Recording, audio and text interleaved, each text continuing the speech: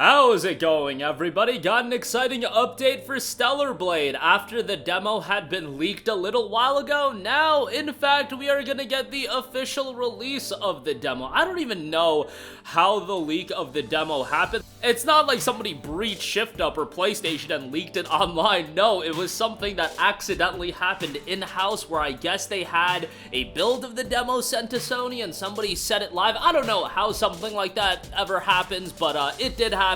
They pulled it pretty quickly, but obviously people are going to be absolutely bandits when it comes to stuff like that, and a lot of people had downloaded, played it, so on and so forth.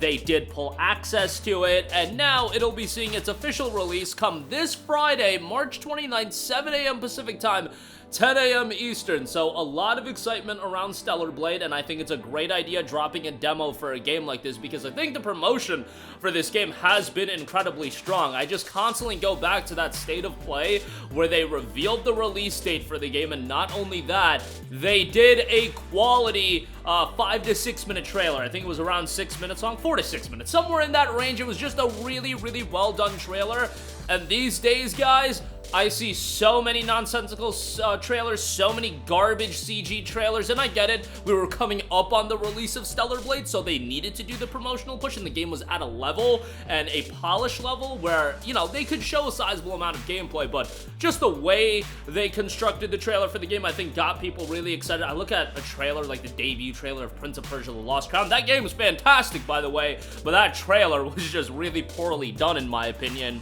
And then I look at a game like Stellar Blade, a brand new IP, and they did the trailer really, really well. The demo takes place from the very beginning of the game when Eve, a member of the 7th Airborne Squad, is sent to Earth on a mission to reclaim the planet up to the first boss fight. This first stage will include the tutorial phase to help you familiarize yourself with the basic combat features as you explore post-war Ido 7, a human city now infested, giving you an early grasp of the gameplay mechanics that will serve you throughout the game's story. We will also have a little surprise included for players who complete the first stage. From the smooth 60 frames per second combat to the haptics you'll feel through the DualSense wireless controller, there are various charms of the game that you can confidently appreciate through hands-on experience. For those who complete the demo stage, you can carry over your save data when the full game releases on April 26, starting from the last checkpoint. Please note that save data must be stored on your PlayStation 5 system. The Stellar Blade demo will be available this Friday, March 29th, 7 a.m. Pacific, 2 p.m. GMT, that's 10 a.m. Eastern. Alongside the demo, the full game will feature the following language options.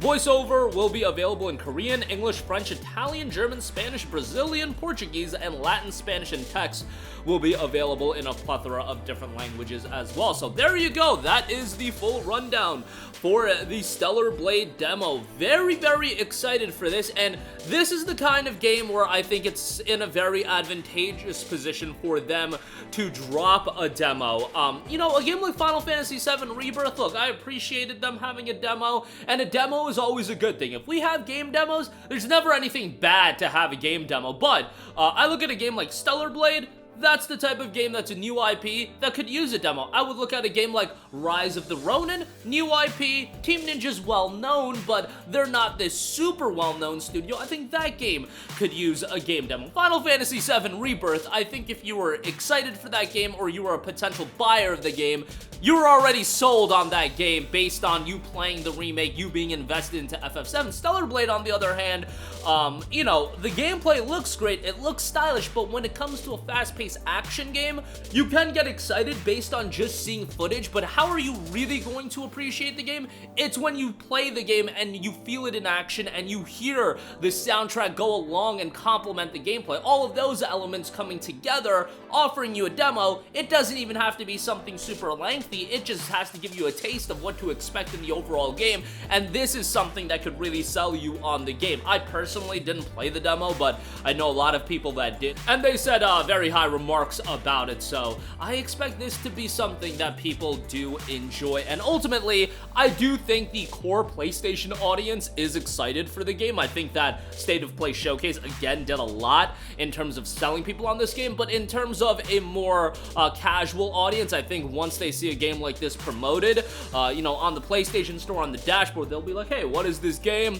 they'll try out the demo, and then you could ultimately sell the game to even more people. I am always a little bit worried about a $70 price tag. I think it'll do fine even with that price tag, but it's a new IP coming from an unknown studio, and I've said while talking about Stellar Blade quite a lot, but we've seen a lot of new IPs come from relatively unknown studios at $70 that have flopped. I look at a Callisto Protocol, I look at a Forspoken. I know Luminous is kind of well-known, but still, they're not as well-known as the other portions of Square Enix, but nonetheless, Forspoken, Immortals of Aveum, so on and so forth, that a $70 new IP from an unknown studio, little bit of a hard sell to say the least.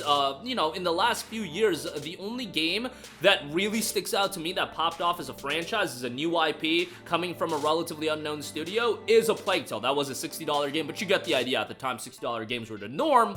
And that game ultimately did very, very well and spawned a sequel as well. When you're talking about a big budget, $60 single player title, Plague Tale is one that I do look at, and one that did pop off even as a new IP. And I'm hoping for something of similar sorts with Stellar Blade. It is only a PlayStation 5 exclusive. I imagine at some point it'll be released on PC, which, you know, I think it'll do very well there. I think it would have been pretty advantageous to do a cross-launch, but I get it. Sony wants exclusives to sell you on the console. They just ported Horizon to PC, and generally speaking, their game plan with porting these games to PC is a little bit of a delayed release. It'll be interesting to see how Stellar Blade is handled with a PC release versus the other titles, given that it's not a first-party Sony title.